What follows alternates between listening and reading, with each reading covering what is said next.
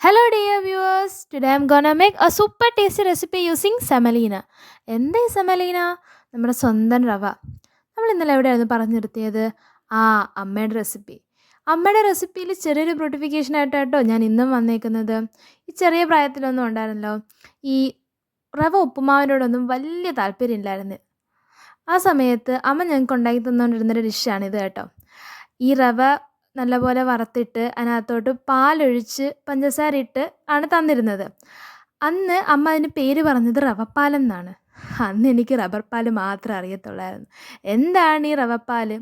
അപ്പം ഞാൻ അതിനകത്തൊരു ചെറിയൊരു ബ്യൂട്ടിഫിക്കേഷൻ കൊണ്ടുവന്നു. പാലൊഴിച്ച് തിളപ്പിച്ച് അതിനകത്തോട്ട് വാനില എസൻസും പഞ്ചസാരയും ചേർത്ത് അതിനകത്തോട്ട് റവയും കൂടെ ചേർത്ത് നല്ലപോലെ കുറുക്കിയെടുത്ത് ഇച്ചിരി ബദാമും കൂടെ ഇട്ട് ദേ ഈ ചെറിയൊരു പാത്രത്തിനകത്ത് സെറ്റ് ചെയ്ത് ആറിയതിന് ശേഷം ഫ്രീസ് ചെയ്തെടുത്ത് കഴിഞ്ഞാൽ ദേ നമ്മുടെ റവ പുഡിങ് റെഡിയായി. അമ്മ അന്ന് അതിനെ റവപ്പാലെന്നാണ് വിളിച്ചത്, പക്ഷെ ഞാനിന്നതിനെ പുഡിങ് എന്നാട്ടോ വിളിക്കുന്നത്. അപ്പോൾ ഇതെല്ലാവരും ട്രൈ ചെയ്ത് അഭിപ്രായം അറിയിക്കണേ. താങ്ക്